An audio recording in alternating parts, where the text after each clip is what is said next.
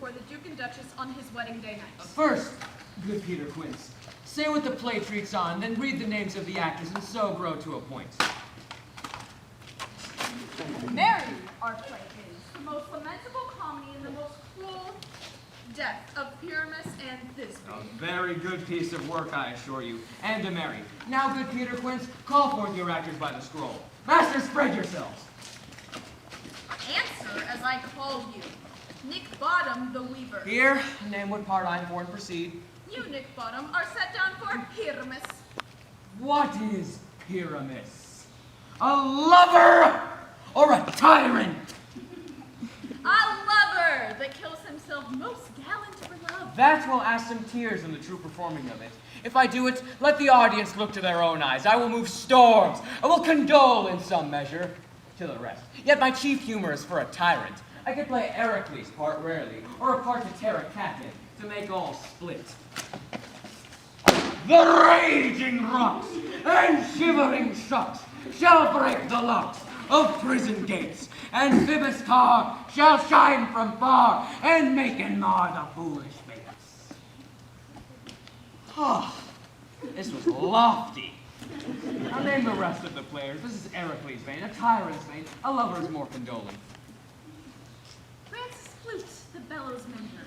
Here, Peter Quince. Flute, you must take Thisbe on you. What is Thisbe? A wandering knight? It is the lady that Pyramus must love. Nay, faith! Let me not play woman. We're coming. That's all one. You shall play it in a mask, and you may speak as small as you will. And I might hide my face. Let me play Thisbe, too. I'll speak in a monstrous little voice. Thisbe! Thisbe!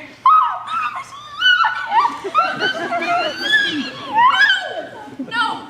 You must play Pyramus and Flute, you Thisbe. Well, proceed. Robin Starveling, the tailor. Here, Peter Quince. Robin Starveling, you must play Thisbe's mother. Tom Stout, the tinker. Oh, here, Peter Quince. You Thisbe's father. Myself, Pyramus's father, snug the joint through the lion's part, and I hope here is a play fitted. Have you the line's part written? Pray you, if it be, give it me, for I am slow of study. You may do it separately, for it's nothing but roaring. Let me play the lion, too. I'll roar that I will do any man's heart good to hear me. I will roar that I will make the Duke say, let him roar again. Let him roar again. And you should do it too terribly. You would frighten the Duchess and the ladies that they would shriek, and that were enough to hang us all. Don't hang us, every mother's son! I assure you, masters, that if we should fright the ladies out of their wits, they would have no better discretion but to hang us. But I will aggravate my voice so that I shall roar you as gently as any sucking dove. I will roar you and twir any nightingale. You can play no part but Pyramus, for Pyramus is a sweet-faced man, a proper man, as one shall see on a summer's day. A most lovely gentleman like man. Therefore, you must dance by Pyramus! Well, I will undertake.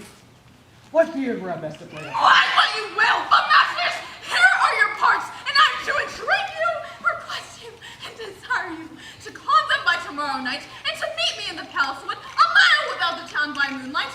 For if we meet in the city, we shall be dogged with company, and our devices known. In the meantime, I will draw up a list of properties, such as our play wants. I pray you, fail me not. We will meet there, and we will rehearse most obscenely and courageously. Take pains, be perfect, adieu. At the Duke's Oak we meet. Enough! Hold her cut closely. This green plot shall be our stage, this hawthorn brick our tiring house, and we will do it in action as we will do it before the Duke. Peter Quince. What sayest thou, bully bottom? There are things in this comedy of Pyramus and Thisbe that will never please. First, Pyramus must draw a sword to kill himself, which the ladies cannot abide. How answer you that? You're lacking a part of the spear? I believe you must leave the killing out when all is done. Not a whit. I have a device to make all well. Write me a prologue, and let the prologue seem to say that we do no harm with our swords, and that Pyramus is not killed indeed. And, for the better assurance, tell them that I, Pyramus, am not Pyramus, but Bottom, the weaver. This will put them out of fear. Well, we will have such a prologue, and it shall be written in 8 and 6. No! Make it 2 more. Let it be written in 8 and 8. Will not the ladies be afeard of the lion? I fear, I promise you. Masters! You ought to consider with yourselves.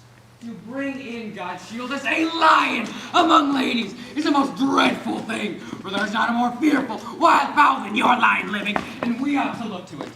Therefore, another prologue must tell he is not a lion. Nay, you must name his name, and half his face must be visible through his neck, and he himself should speak thus, saying, or to the same extent, ladies, or fair ladies, I would wish you, or I would request you, or I would entreat you, not to fear, not to tremble, my life for yours.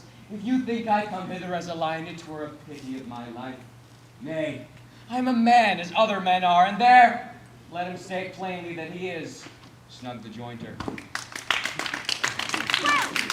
Well, it shall be so, but there is two hard things, that is to bring the moonlight into the chamber, for, you know, Pyramus and Thisbe do meet by moonlight. Doth the moon shine by night? We play our play? Calendar! A calendar! Look at the almanac! Find out moonshine! Find out moonshine!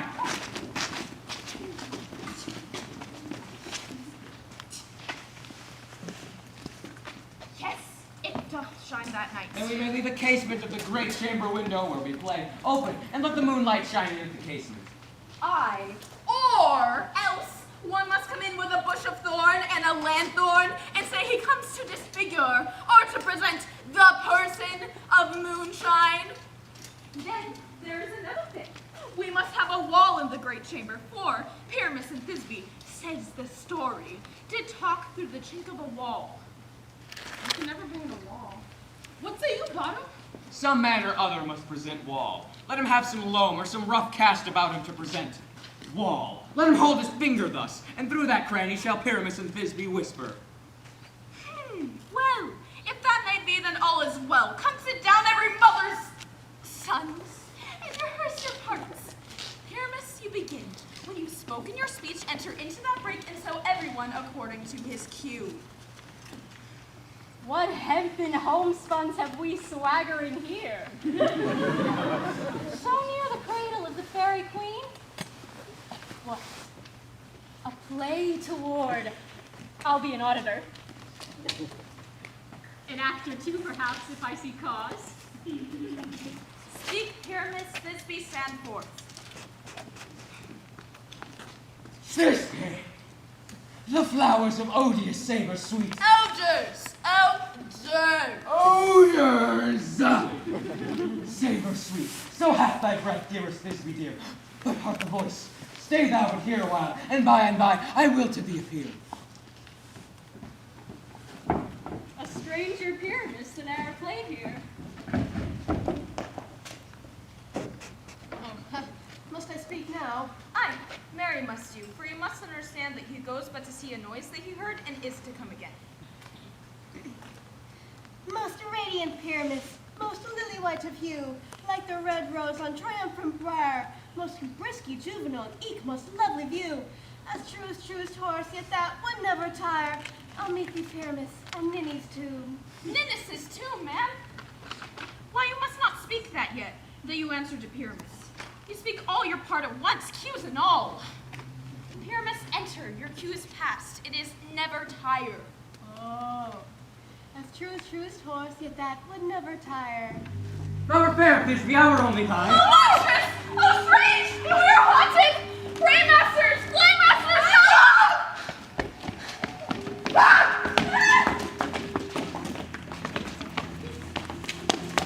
I'll follow you. I'll lead you about, around, through bog, through bush, through brake, through briar. Sometime a horse I'll be, sometime a hound, a hog, a headless bear, sometime a fire, and neigh and bark and grunt and roar and burn like horse, hound, hog, bear, fire at every turn. I see their knavery! This is to make an ass of me, to fright me if they could. But I will not stir up from this place. Do what they can. I will walk up and down here, and I will sing. So black of you, with on a shiny hill, and so it is not so true, the red in its middle.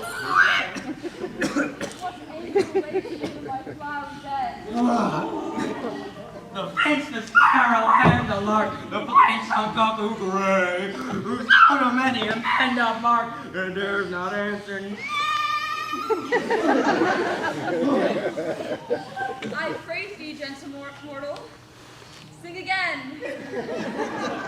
Mine ear is much enamored of thy notes, and so is mine eye enthralled by thy shape, and thy fair virtues forced forth off booth. On the first you to say, to swear, I love thee. Methinks, mistress, should have little reason for that. And yet, to tell you the truth, reason and love keep little company nowadays. The more the pity that some honest neighbors will not make them friends. Nay, I can gleek upon such occasion. Thou art as wise as thou art beautiful. Not so neither. Nothing we can get out of this wood. I have enough to serve mine own turn. Out of this wood do not desire to go. Thou shalt remain here, whether thou wilt or no. I am a spirit of no common race, and the summers will oft tend upon thy state. And I do love thee, therefore go with me. I shall give thee fairies to attend on thee, and they shall fetch thee jewels from the deep, and sing while thy lay on pressed flowers doth sleep. And I shall purge thy mortal gospel so that thou like an airy spirit shall go. Peace blossom, cobweb, and mustard seed, and fairy, pretty, and I, where shall we go? Be kind and courteous to this gentleman. Feed him with apricots and dewberries, with purple grapes, green figs, and mulberries. The honey bags steal from the humble bees. To have my love, to bed and to rise, and fan the moonbeams from his sleeping eyes. Nod to him, elves, and do him courtesies. Hail, mortal. Hail, hail, hail, hail, hail. I cry your worship's mercy. Heartily, I beseech your worship's name. I shall desire more of your acquaintance, good Master Cobweb. If I cut my finger, I shall make bold with you. Your name, honest gentleman? Peas blossom. Good Master Peas Blossom, I pray you, commend me to Master Peace God, your father, and Mistress Squash, your mother. I shall desire more of your acquaintance as well. Your name, I beseech you, sir? Mustard seed. Good Master Mustard Seed, I know of your patience well. That same cowardly giant like ox beef hath devoured many a gentleman of your class. I promise you, your kindred made my eyes water ear now.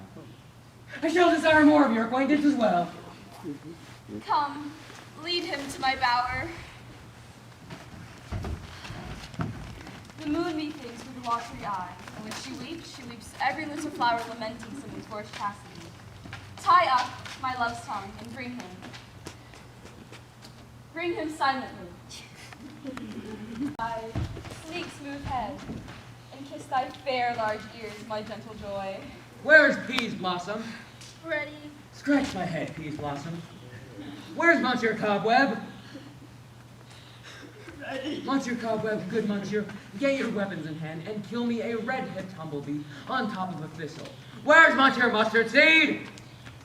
Ready. Monsieur Mustard Seed, give me your knee. Pray you leave your courtesies behind. What's your will? Nothing but to help cavalry cobwebs scratch. I must to the barber's, for I am marvelous hairy about the face, and I am such a tender ass that if my hair but do tickle me, I must scratch. Oh, say, sweet love, what thou desirest to eat. Truly a peck of provender. I could munch your good dry oats. Methinks I have a great desire to a bottle of hay. Good hay, sweet hay, hath no fellow.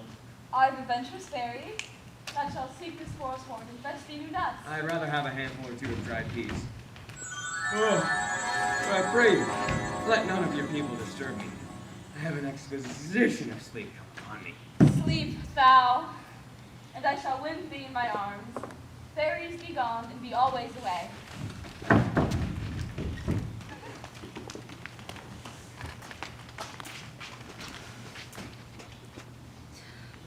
So doth the woodbine the sweet honeysuckle, gently entwists the female ivy so, and enrings the barky fingers of the elm. Oh, how I love thee, how I dote on thee.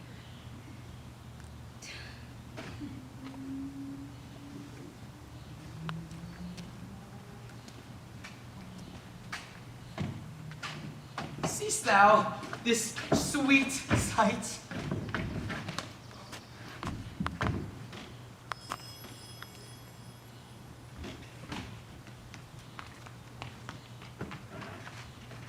dotage now I do begin to pity. For meeting her of late behind the wood and seeking sweet favors from this hateful fool. I did upbraid her and fall out. I will undo this hateful imperfection of her eyes and gentle buck. Take this transformed scalp from off the head of this Athenian swine, that he awaking may all to Athens back again repair, and thinking no more of this night's accidents, but as the fierce vexation of a dream. But first I will release the fairy queen. Be as thou wast wont to be, see as thou wast wont to see. Diana's bud or Cupid's flower hath such force and blessed power. Now, my Titania, wake you, my sweet queen.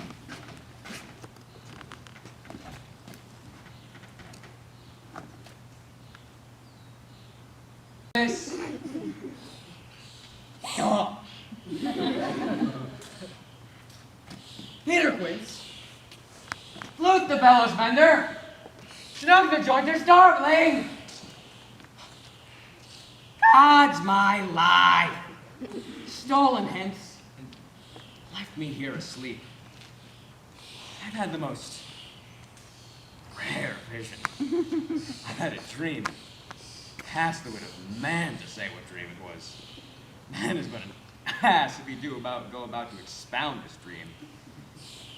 Methought I was, and yet there's no man that can tell what. But methought I was, and methought I had. The eye of man hath not heard, the ear of man hath not seen, man's hand is not able to taste, his tongue to conceive, or his heart to rapport what my dream was about. I shall get Peter Quince to write a ballad about my dream, and it shall be called Bottom's Dream, because it hath no bottom. And I shall perform it in the latter of the play before the Duke. Possible, you have not a man in all Athens able to discharge Pyramus, but he. No, he has simply the best wit of any handicraft man in Athens. Yea, and the best person too. And he is very paramour for sweet voice. You must say paragon, a paramour is. God bless us, think not. Masters! The Duke is coming from the temple. There were 2 or 3 lords and ladies more married. If our sport had gone forth, we had all been content. Oh, sweet bully Bottom. Thus hath he lost 6 pence a day during his life. He could not have saved 6 pence a day, and the Duke had not given him 6 pence a day for playing Pyramus. I'll be hanged. He would have deserved it. 6 pence a day in Pyramus, for nothing. Where are these lads? Where are these hearts? Bottom! Almost courageous, they almost at the hour! Masters! I am to discourse wonders. But ask me not, for if I tell you I am no true Athenian, I will tell you everything right as it fell out. Let us hear, sweet Bottom. Not a word of me. All that I will tell you is that the Duke hath died! Now, get your apparel together. Good strings to your beard. New ribbons to your pumps. Each and every man will go his work. The short and the long and something. In any case, let him place I shall hang out claws. And dear actors, eat no onions nor garlic. The utter sweet breath, and I do not doubt what to hear them say is a sweet play. No more words, go away!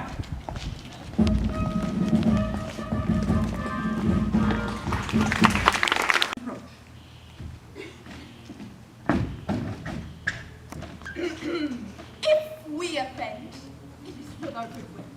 That you should think we come not to offend, but with goodwill, to show our simple skill. That is the true beginning of our end. Consider then we come but in despite. We do not come as minded to contest you. Our true intent is all for your delight. We are not here that you should hear repent you. The actors are at hand, and by their show you shall know all that you are like to know. This man does not stand upon points. Who is next? Gentles, perchance you wonder at this show, but wonder on till truth makes all things plain.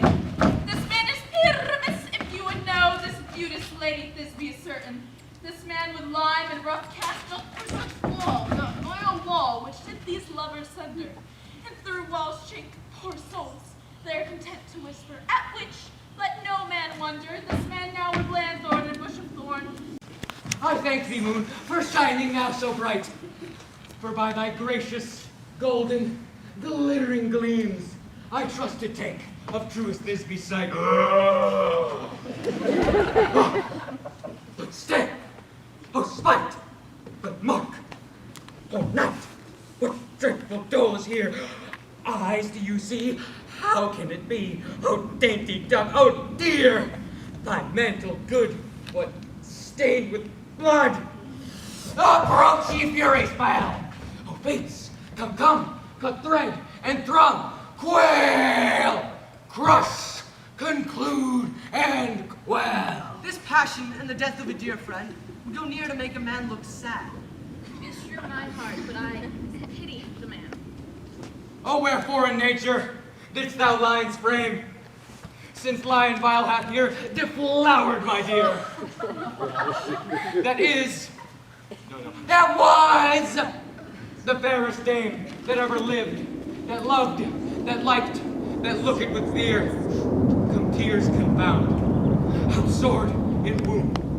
The pap of Pyramus, I that left pap, where heart doth pop. Thus thy eye, thus.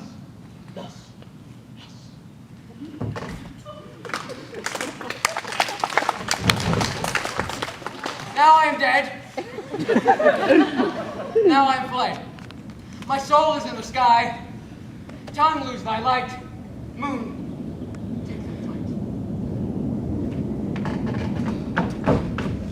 Now die! Die! Die!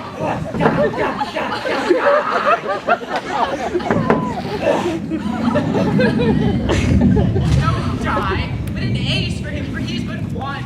Less than an ace man, for he is dead. He is nothing. With the help of a surgeon, he might yet recover and prove an axe.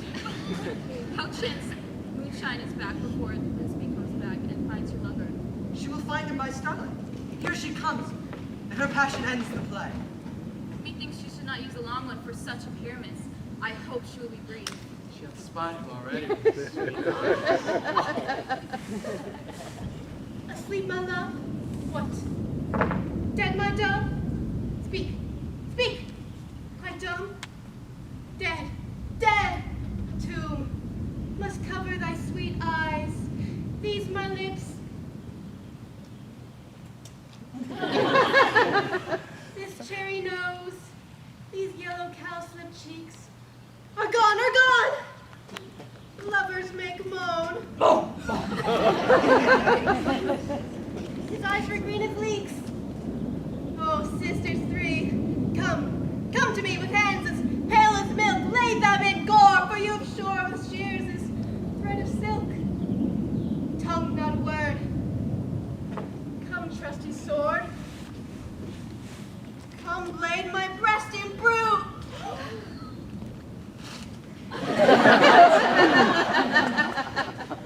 Farewell, my friends, and thus Thisby ends. Adieu. Adieu. Adieu.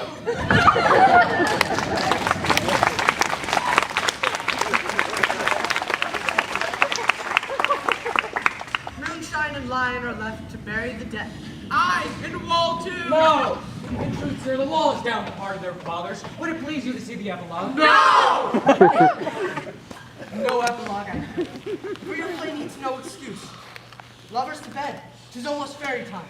I fear we shall outsleep the coming morn, much as we this night have overwatched.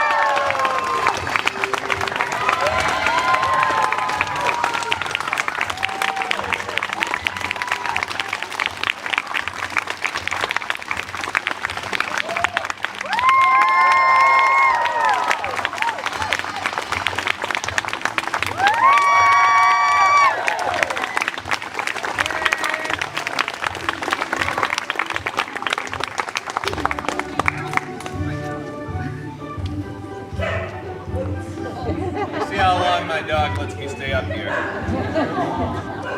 It's okay. So we have a tradition here that we started where we give roses to our seniors. You're okay. Yeah, our 4 seniors are all people who joined us this year in theater. Now, I may have had them in a class before, but as far as after-school theater goes, this is their first show. So I'm just going to call them up as they come to my mind. Let's start. Carrie!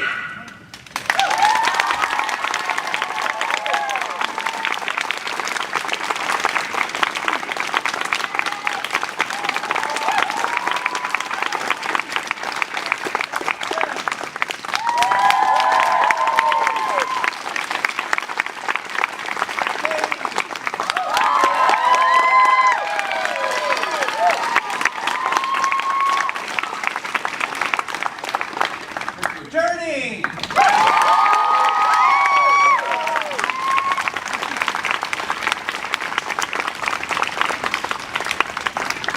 Last thing I'll say is I'm just incredibly proud of this cast. I don't know, I was thinking about it, I'm like, I don't know if anyone's done like theater outside in high school, like what a weird, crazy thing. So I just want to say how incredibly proud of this cast I am, and the crew as well for figuring this all out. And for you, the audience, bringing your chairs like pros. Good on you guys. Cool? And that's going to conclude it. Thank you all so much for coming.